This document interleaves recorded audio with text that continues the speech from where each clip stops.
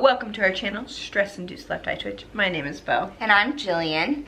I got Jilly that shirt. Yeah. I think it looks like an Emma Chamberlain because she has high-waisted pants. But it's from Target. What? Does she have her own brand of clothing? No, well, she has merch, but I don't think she does have her own brand. Remember all that controversy? Because yeah. people were like, ew. Fluffy coat. Okay, so we are going to give you... Coat. Oh, you're interrupting me. Oh, we have an update to give you. A life update to give you. It's not fun. It's not fun at all. It's part of our stress-induced left eye twitch world. This is what we're talking about. Like, bad things happen to us. What is this? Picture? Bad things happen to us continually. It's like, we'll be plateauing, and then all of a sudden, That was and then plateauing, and it's not even like a gradual descent. It's like a vicious descent. It's ridiculous. So okay, go ahead, so if you guys know about my daughter, Avaya Grace. I think they all do. They practically have raised her with you. You've been with us since 11 weeks when Since you found out. conception. No, they found out at 11 weeks. 11 weeks pregnant. So she was born with a mild to moderate hearing loss. Whole story. You can look at our channel. So we met our deductible since she was born in 2018.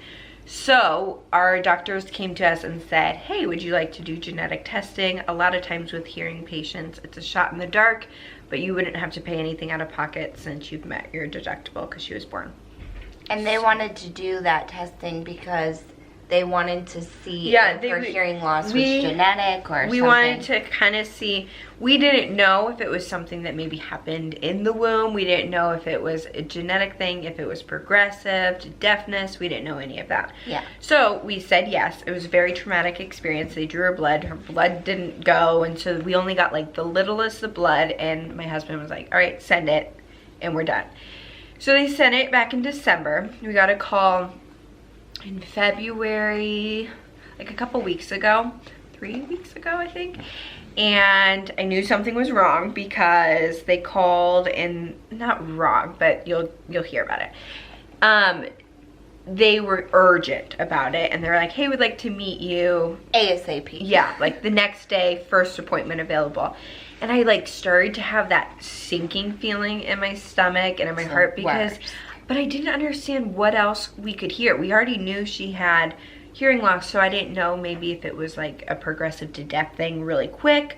There was a genetic syndrome that they went over us when we did the blood testing that was like, in girls it presents as a mild to moderate case of hearing loss, in boys it presents as a mild to moderate case of hearing loss, but they're also infertile.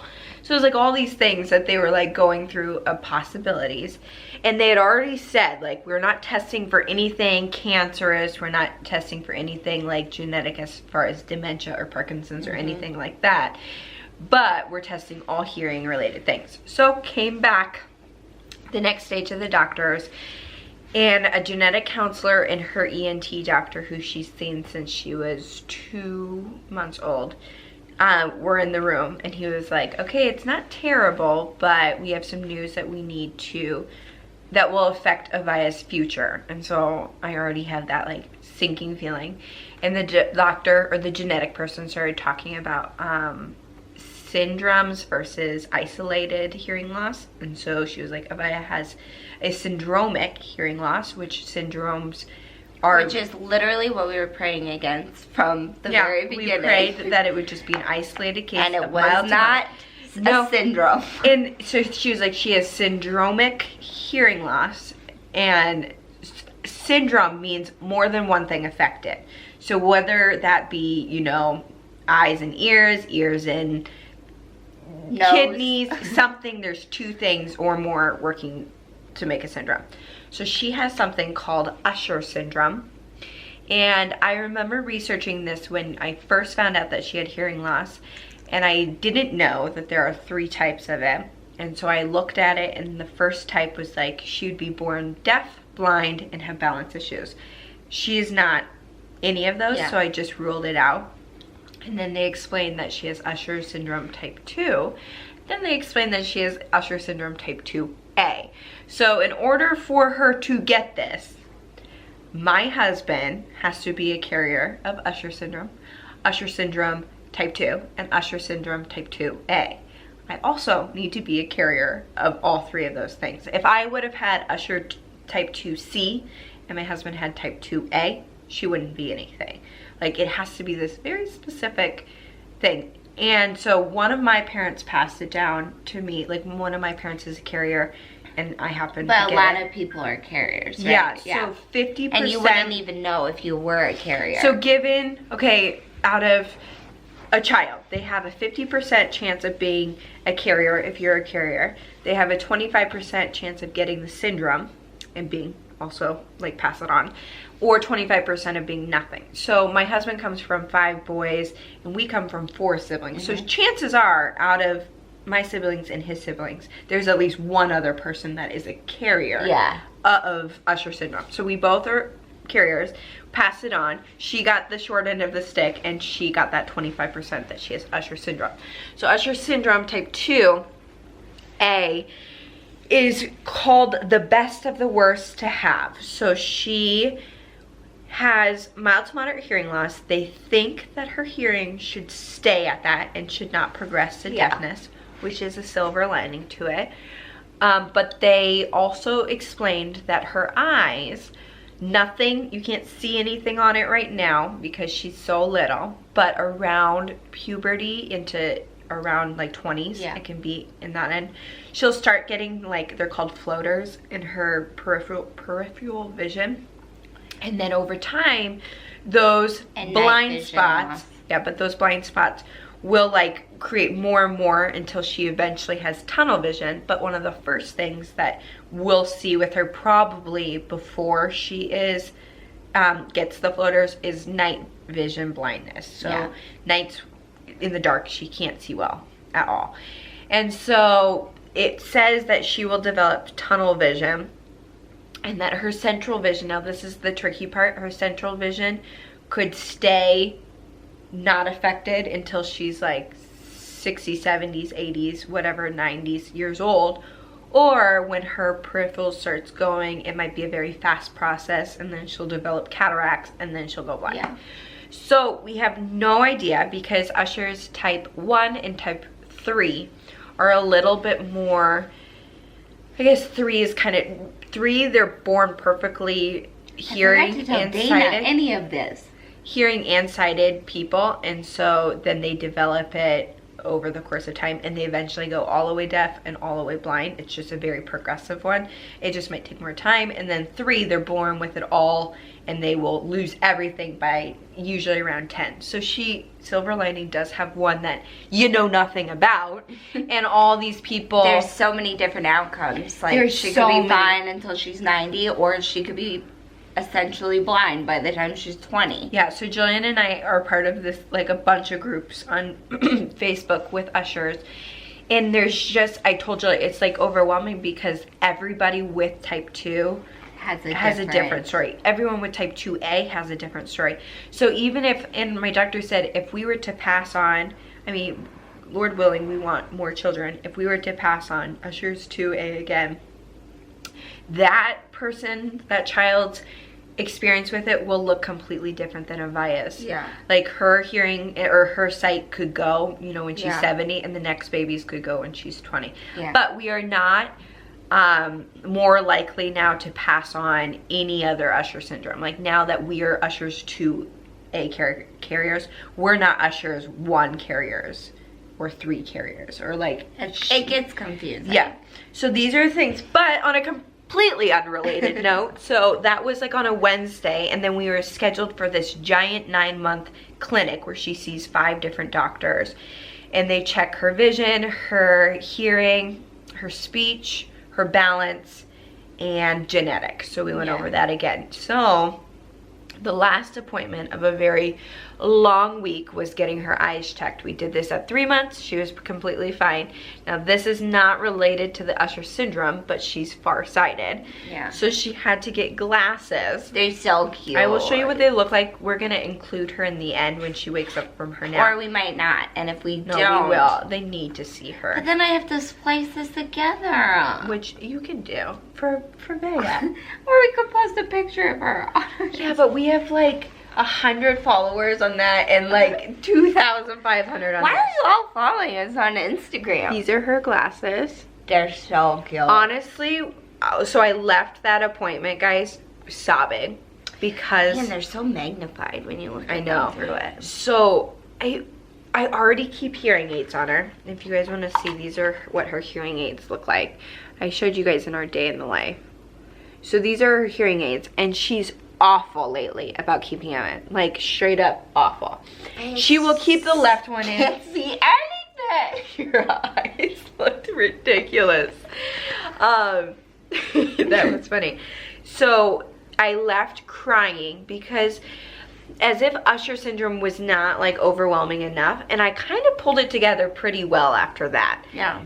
But then when I heard that I had to keep glasses on her, I like started crying because it seemed very overwhelming. And I know this seems vain, but this is how I think. I didn't want something on her face. I already have something on her ears. Yeah. I felt like it takes away from her. Not that anyone who wears glasses, I'm supposed to wear glasses. Yeah, it's not even that. It's just like, you want people to see her for her. Yeah. And you don't want a physical reminder of like all of the different things that she has to deal with. Because I feel like when I thought of syndromes, I think of a lot of syndromes that you could see something is different with them. Yeah.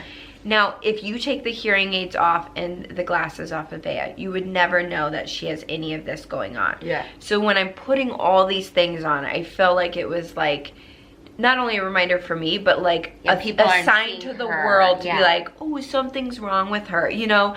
Or even glasses. It's a completely unrelated thing to her Usher syndrome, but everyone will assume this is because of her. Yeah, and then it's just, you have to explain, like, you don't have to, but you feel like you have to be like, no, that's not the issue. Like, she also is just farsighted. I like get very defensive of it too, where I'm like, no, she's not deaf, and she not that, but it's her story, her individual story.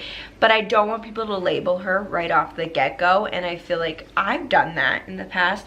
Or I told Julie, I've seen babies with glasses, and I'm like, that's a really cute baby. But I see the glasses first. I'm like, that baby has glasses. Yeah. Like, so cute. Now, guys, Vea does have glasses. So cute. And I remember trying them on, and they weren't the color that she had. And so I put them on, and I was like, Julie, I hate them. Like, I literally hated them. Yeah. But I picked this color because this is, I think if I was to think of a color for Vea, this would be it. Not pink like this like really light pink.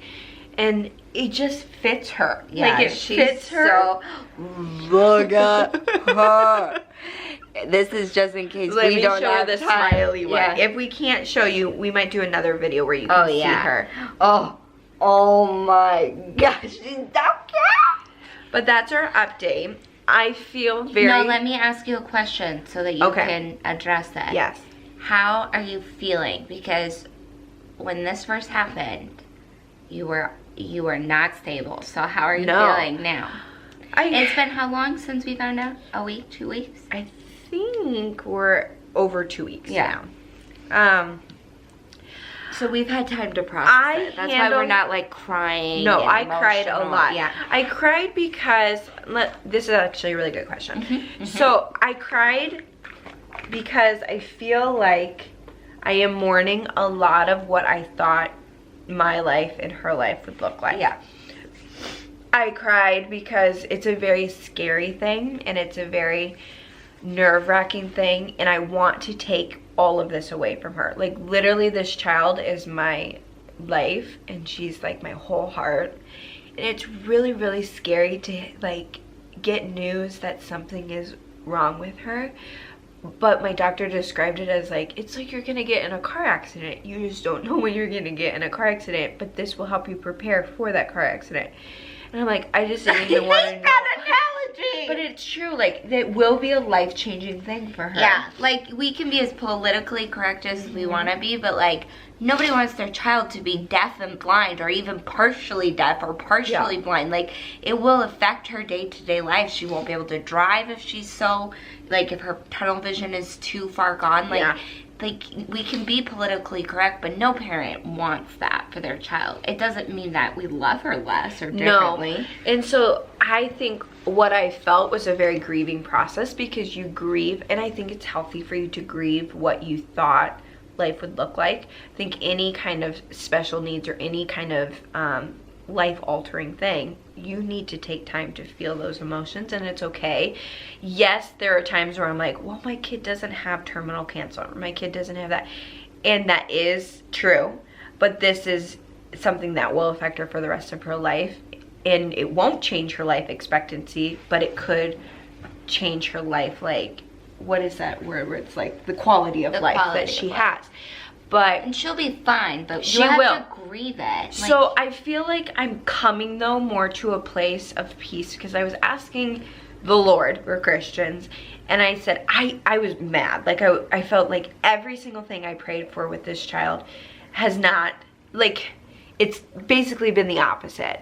And that I might get to heaven and be like, wow, he really was protecting from a lot of other things. Like, it could have been a diagnosis where she'd be deaf in a year, and I'd have to scramble to, like, figure out that, all these different things. But I am determined to not live in this place of fear, because my daughter does not know what's happening right now. She knows nothing of something that she's short of or not normal of, and I'm not gonna let my fear be like, okay, I'm so sad for you, and just like cry over her. And I have cried over her. There's been probably a week of nights in the last couple weeks where I've literally been nursing her to sleep, and I'm just like crying over her, because I want the world for her, but I don't want to give myself or her an excuse to not be who God intended her to be. Now, this is a very rare genetic thing that my daughter has, and it's not by accident. I don't believe that God caused this to happen. I think we live in a broken and fallen world where things happen, but I know God has a plan for it. And I don't want to raise a daughter that's like, woe is me, living in a corner because she's so, like, jaded at the world for what the world has handed her, you know? Yeah. And so that's where I'm at, where I'm like, I will fight for a place of not being a pity party for myself or a pity party for her. There are going to be, like, ebbs and flows of this in the future. I think what Julie said, if we get to a point and she can't drive a car, she can grieve that. She can grieve being upset. Like that. Yeah. And it's okay for that. But she's not going to live in that place, because Naya and I are not going to live in that place. And future children, if we have kids with Usher syndrome or not Usher syndrome, I want them to realize that life is, like, we all have issues. We all have had... We're all born, like, slightly different in our own way. We're different, but it's also, like, this is not where we're meant to be. This is not home yet. Like, heaven is home, and they will be perfect, beautiful, like, little people in heaven like they are on earth, but it might look a little bit different.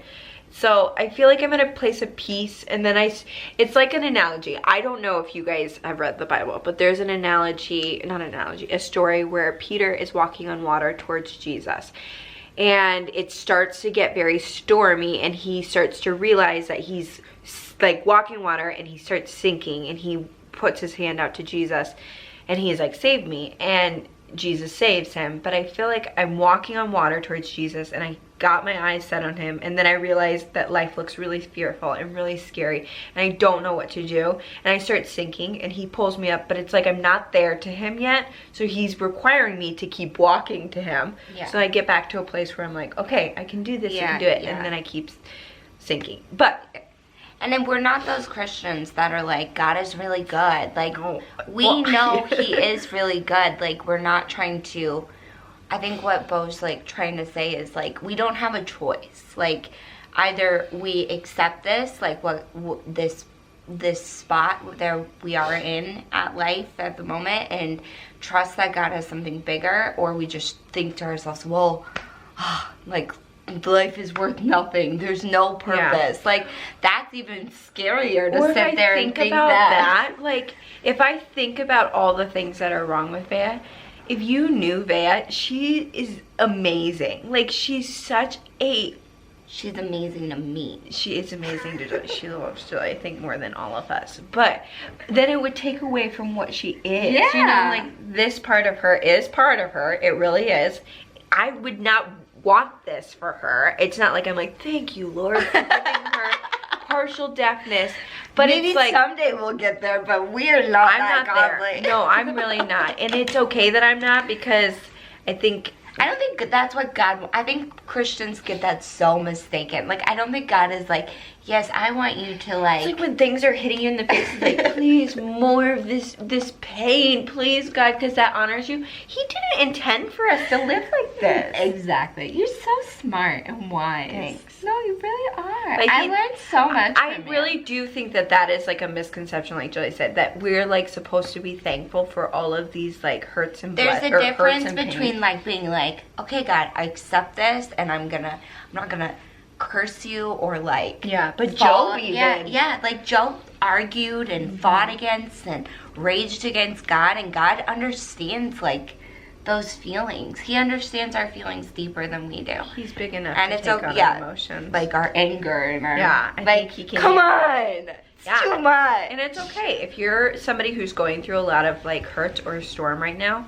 It is okay to yell at God. Yeah, it is okay to be upset at your situation and your circumstances, but if you're gonna live there, it's gonna be hard on your life. Yeah, and I think eventually we have to come to terms with what is in our life.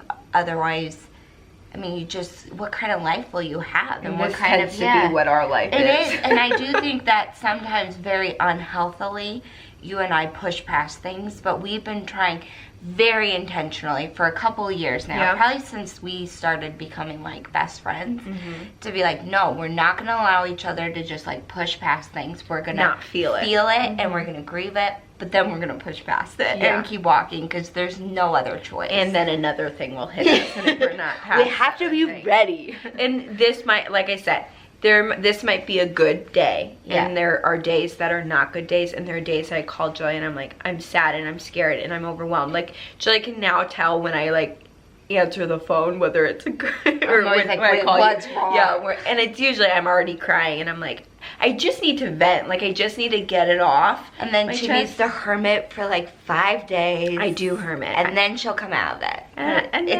I hate the hermit stage. I know, because she wants to fix it. And she wants to you need to scoot in. You're not in the shop. She wants, like, she's a very good big sister in the fact that she's like, what can I do? I'll be there. I'll help with this. And I'm somebody who has to like go into my own little place, grieve, be upset, and then I come out. I totally get it now, though. It's a lot easier now that I understand that eventually you'll talk to me. Yeah, I come out of it. Yeah. You came out really fast this time. I'm very proud of you. You don't have to, though.